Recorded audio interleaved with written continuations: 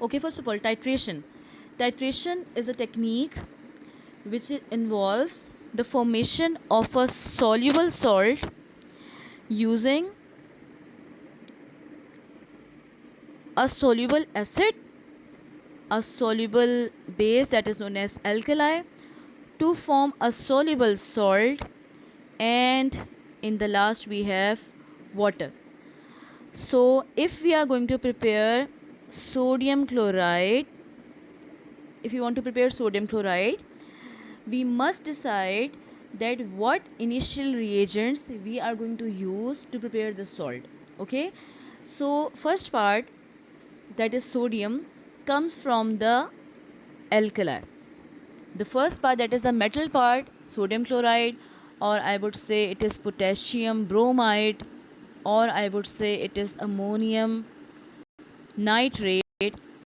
The first part always come from the alkaline part or from the alkali part. Okay, so for sodium we always have to use a hydroxide that is soluble of it. You have to use an alkali. Okay, so for sodium we can use sodium hydroxide, NaOH.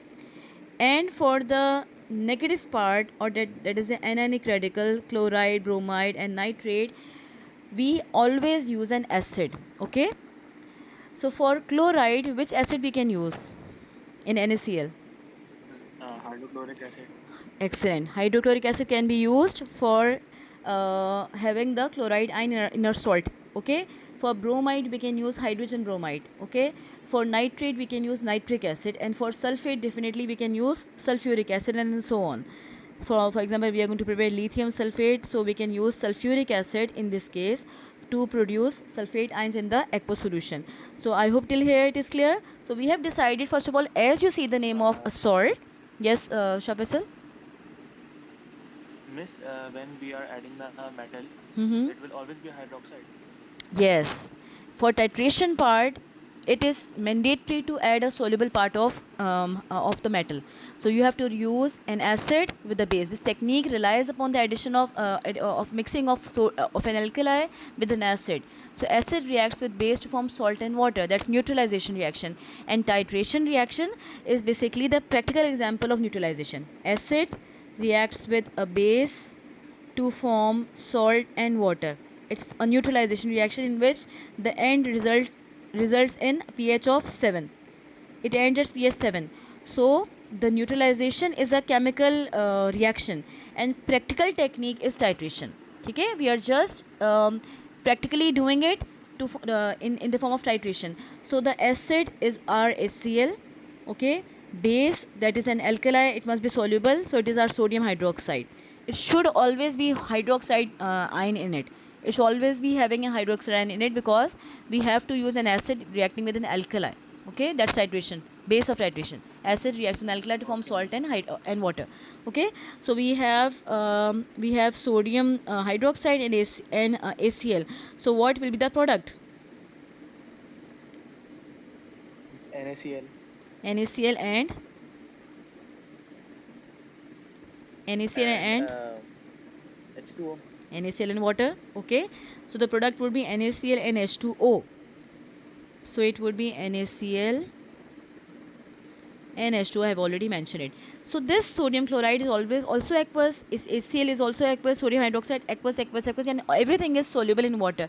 So if all things are soluble in water, and by the way, one thing more I want to add into your knowledge, that all of these substances like hydrochloric acid is transparent like water.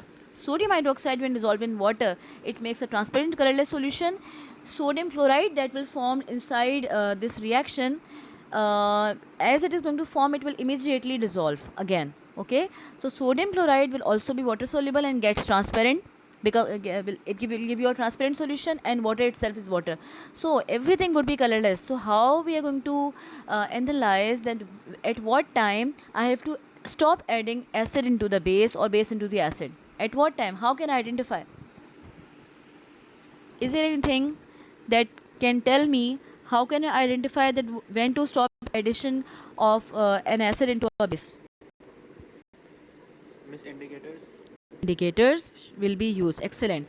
So an acid base titration must have an indicator with it. So for strong acid versus strong base, the indicator name is thymophthalein. Now phenolphthalein has been excluded, so the indicator name is thymolphthalein. You have to use thymophthalein as an acid indicator. Thymolphthalein. That's the spelling. Thymophthalein. Okay, thymophthalein. What were the color changes?